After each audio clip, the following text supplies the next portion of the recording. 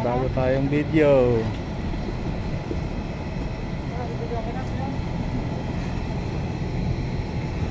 Ang ating karga, oh.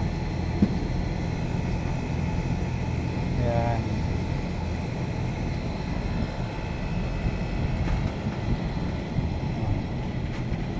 Ito yung floor mounted na 5TR. Kirain niya. Ang ano to, may error code UO03. UO03 ang meaning nun ay low refrigerant.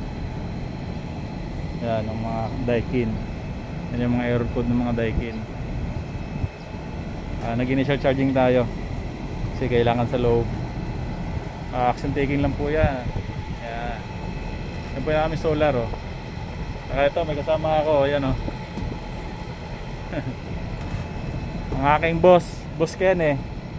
Boss, kaway-kaway naman, boss. Yan, Boss Ken, walang hard hat. Tapos ayun yung solar namin, oh, mga kapriyon, oh.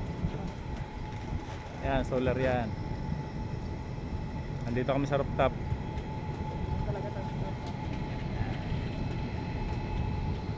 Ayun ang mga aircon namin dito. Ay, hindi pala sa amin yan. Ito lang sa amin isa. Saan kayo? Sira. Ayan. Model pa yung mga ano, ah. Okay. Nangangagat yung lamig dun sa loob. Hindi mo na, pag nahinawakan mo, kukulubot yung daliri mo. Ayun yung mga sign na good na yung karga. Pag tinutok mo yung kamay mo dun sa mismong unit, ramdam mo kumukulubot na yon. Yung masakit na, masakit pa sa break up ng lamig. Ayan ang aking boss, oh. Ayan, oh, paselpon-sepon lang, oh. Shout out, boss, hard out mo, baka bagsakan ka ng replano dyan. Ayan, ayun ang mga kapriyon, good na yan. 200 yung high side, dapat na napalo pa yan, pero ano ngayon. Ayan ang ating low side. Pero tignan nga natin kung kaya pa.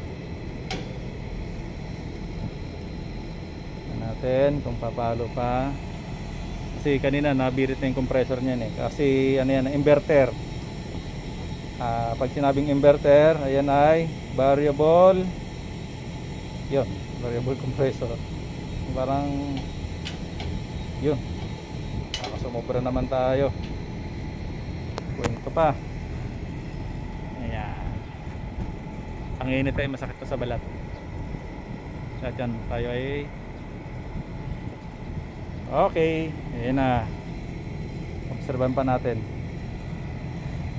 Okay, yun lang mga kapriyon. So shoutout dyan kay mga ating mga ano, ating kapwa HVAC.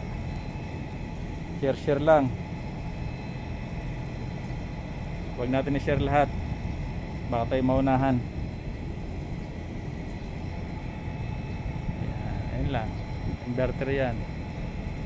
Ang issue kasi nito, yung board nito scrap lang yan, kinuha namin doon sa ibang unit na standby, panapon na.